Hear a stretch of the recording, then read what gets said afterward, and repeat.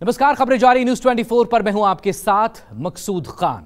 बात विधानसभा चुनावों की, क्योंकि मध्य प्रदेश और राजस्थान में सियासी रण जोरों पर है। दोनों ही राज्यों में दोनों ही बड़ी पार्टियों के सामने एक जैसी चुनौती है। बीजेपी जहां मध्य प्रदेश में ताज बचाने के लिए मैदान में उतरी है, तो वहीं राजस्थान में यही चुनौती कांग्रेस के सामने खड़ी है। लेकिन बीजेपी ने अब इन दोनों राज्यों में राम मंदिर की एंट्री करवा दी है। दोनों ही राज्यों में जगह जगह राम मंदिर वाले पोस्टर लगे हुए हैं, जिसमें प्रधानमंत्री नरेंद्र मोदी की बड़ी सी फोटो भी है। विपक्षी आरोप लगा रहा है कि बीजेपी आचार संहिता का उल्लंघन कर रही है।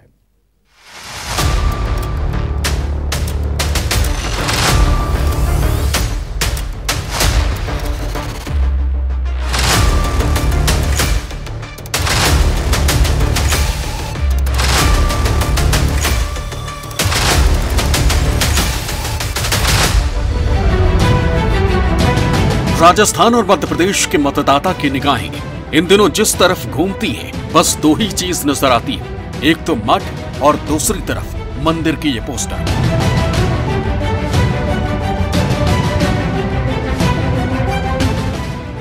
चुनाव में मुद्दों पर मठ और मंदिर दोनों भारी है। बाजार हो, रेलवे हो या फिर हाईवे, हर तरफ बस एक ही गूंज है, बनकर है तैयार।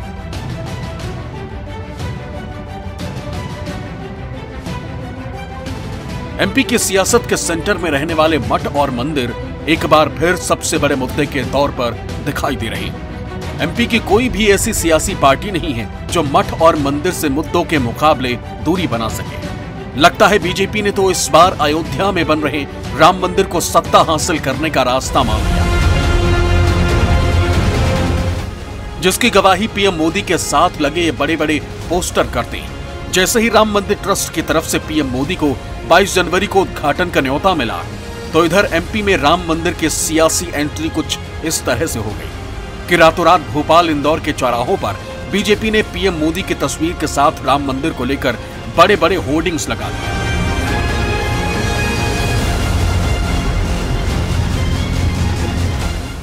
इन होर्डिंग में लिखा है, भव्य राम मंदिर बनकर हो रहा तैयार, फिर इस बार बीजेपी सरकार। और यहीं से शुरू हुआ विवाद। कांग्रेस ने आचार संहिता का उल्लंघन बताते हुए होर्डिंग को हटाने की शिकायत चुनाव आयोग से कर दी है। वैसे तो मध्य प्रदेश विधानसभा चुनाव में कई अलग अलग तरह के मुद्दे हैं, लेकिन 3 दशक से चला आ रहा राम मंदिर के मुद्दे की अब मध्य प्रदेश में एंट्री हुई है। भोपाल के अलग अलग चौराहे पर इस तरह के बीजेपी ने होर्डिंग्स लगा दिए हैं, देखिए, जिन पर प्रधानमंत्री की तस्वीर है और भव्य राम मंदिर बनकर हो रहा तैयार, फिर इस बार भाजपा सरकार, ये लिखा है।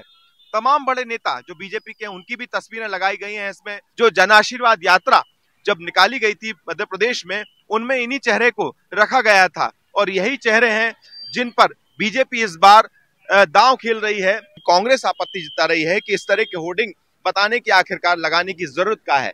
कांग्रेस ने इन होर्डिंग्स को हटाने को लेकर चुनाव आयोग से शिकायत की है, लेकिन ये मुद्दा धीरे धीरे गर्माता जा रहा है, क्योंकि ये होर्डिंग उस वक्त लग रहे हैं जब प्रधानमंत्री नरेंद्र मोदी को अब से एक दिन पहले ही ये न्योता दिया गया है राम मंदिर ट्रस्ट की तरफ से, उनको आमंत्रित किया गया है 22 जनवरी को। लेकिन उससे पहले ही आप इस तरह के होर्डिंग्स को यहाँ पर देख सकते हैं कि भोपाल के अलग अलग इलाकों में इसी तरह के बड़े बड़े होर्डिंग्स राम मंदिर वाले लगाकर यहाँ पर प्रचार प्रसार किया जा रहा है।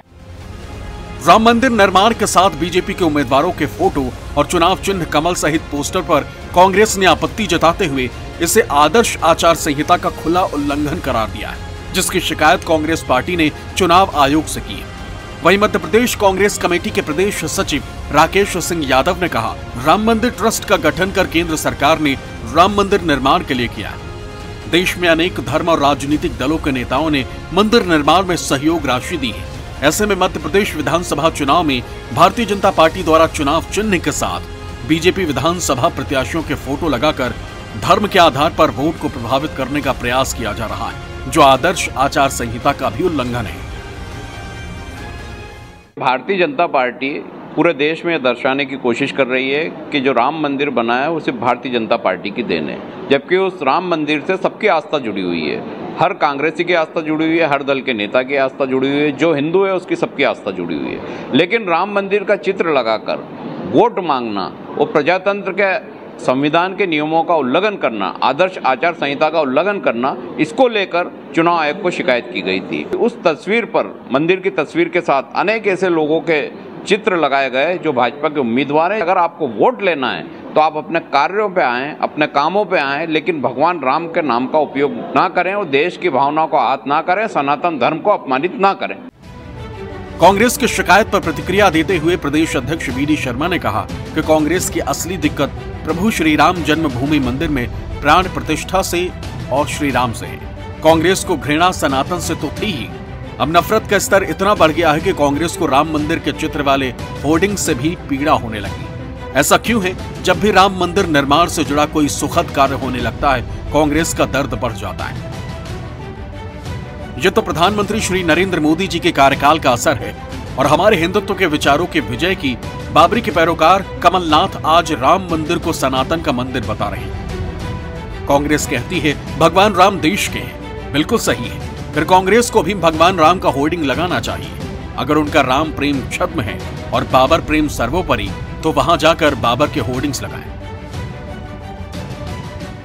भगवान श्री राम के खिलाफ, हिंदुत्व के खिलाफ, सनातन के खिलाफ इनका मूल चरित्र इस मध्य प्रदेश के चुनाव में कांग्रेस का उजागर हुआ है।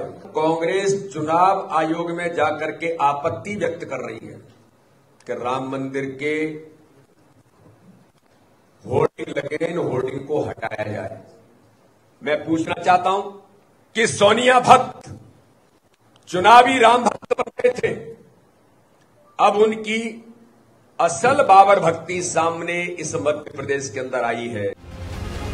बीजेपी प्रदेश अध्यक्ष के बाद मुख्यमंत्री शिवराज सिंह चौहान ने प्रियंका गांधी के दौरे से जोड़ते हुए कांग्रेस पर जबरदस्त हमला किया है।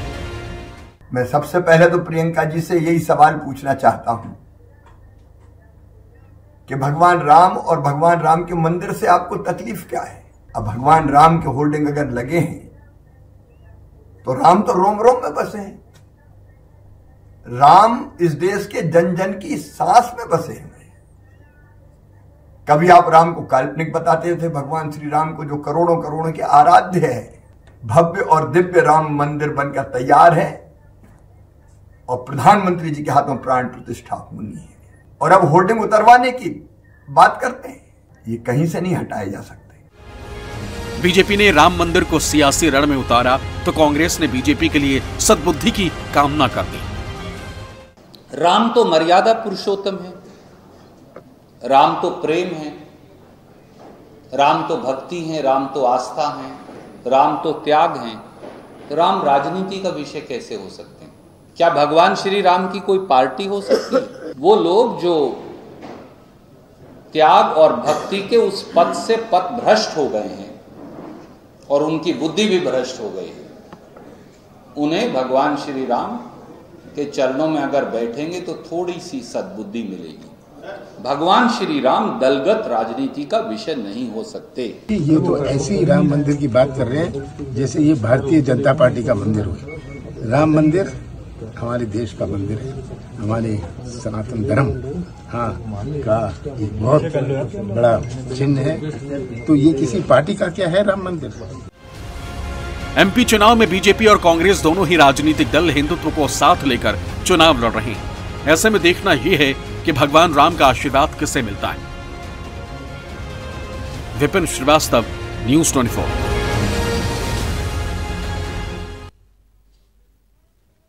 प्रधानमंत्री नरेंद्र मोदी की तरफ से विकास की गारंटी लिए जाने और राजस्थान के मुख्यमंत्री अशोक गहलोत का सौगातों की गारंटी दी जाने के बीच राजस्थान का विधानसभा चुनाव एक बार फिर से राम और राम मंदिर की एंट्री में शामिल हो चुका है। बीजेपी ने जगह जगह राम मंदिर को लेकर किए वादे को पूरा करने और उससे जुड़ी तमाम जानकारियों के बैनर पोस्टर लगवाने भी शुरू कर दिए।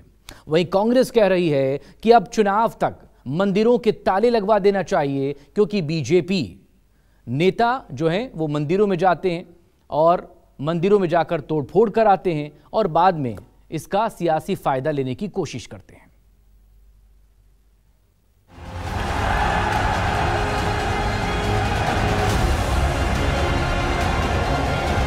राजस्थान के सियासी रण में भी बीजेपी ने राम मंदिर को उतार दिया और जीत का दावा ठोक दिया। राज्य भर में राम मंदिर के संघर्ष और निर्माण यात्रा को लेकर कई बड़े बैनर और होर्डिंग्स लगवा दिए।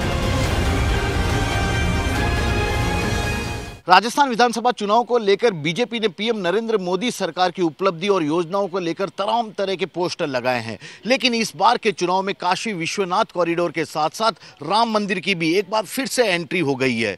हालांकि पिछले चुनाव की यदि बात की जाए तो बीजेपी ने राम मंदिर बनाने के संकल्प के साथ कई पोस्टर लगाए थे, लेकिन इस बार राम मंदिर के उद्घाटन को लेकर बीजेपी इस पूरे मामले पर क्रेडिट लेने की कोशिश में है। और यही कारण है कि न केवल बड़े बड़े होर्डिंग्स, बैनर, पोस्टर के जरिए बल्कि एलईडी के जरिए जो प्रचार किया जा रहा है उसमें भी इसी मुद्दे को प्राथमिकता के साथ बीजेपी उठाने की कोशिश कर रही है।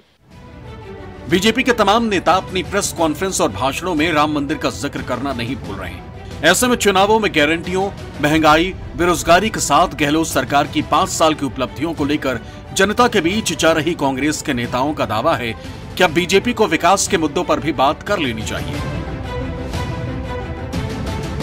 कैबिनेट मंत्री प्रताप सिंह खाचरियावास ने तो यहां तक कह दिया कि चुनाव पूरा होने तक मंदिरों में ताले लगवा देने चाहिए, क्योंकि बीजेपी के नेता वहां जाकर तोड़फोड़ कराते हैं और फिर चुनावों में उस तनाव को भुनाने की कोशिश करते हैं। मैंने मंदिरों के पुजारियों से रिक्वेस्ट की है, अपने अपने मंदिरों में रात को ताला लगाओ। ये बीजेपी के लोग घूम रहे हैं, बीजेपी कार्यालय में बैठकर रणनीति बनाते हैं, और जहां पे मूर्ति टूटती है पहले ये देखो कि वो कौन तोड़ रहा है। वो बीजेपी का कार्य, वो बीजेपी के नेता लोग ही करवाते हैं सब काम, कि जैसे दंगा फसाद हो जाए, झगड़ा हो जाए, और सारा नाटक एजेंडा। तो भाई आप अपने काम पे लड़िए ना, आप क्यों इस एजेंडे पर आ गए वापस? क्योंकि आपके पास सिर्फ एक एजेंडा है। हिंदुस्तान का हर नागरिक अपनी आस्था के अनुसार अपनी आस्था में विश्वास करता है, लेकिन उससे भी ज़्यादा वो विश्वास करता है देश के संविधान में, जो सभी धर्मों को, मजहबों को, जातियों को एक सूत्र में पिरोती है। किसी भी मजहब का युवा हो उसे रोजगार चाहिए, किसी भी मजहब का किसान हो उसे अपनी आमदनी चाहिए, किसी भी मजहब की महिला हो उसे सुरक्षा चाहिए। इसलिए मजहब हमारा निजी मामला है।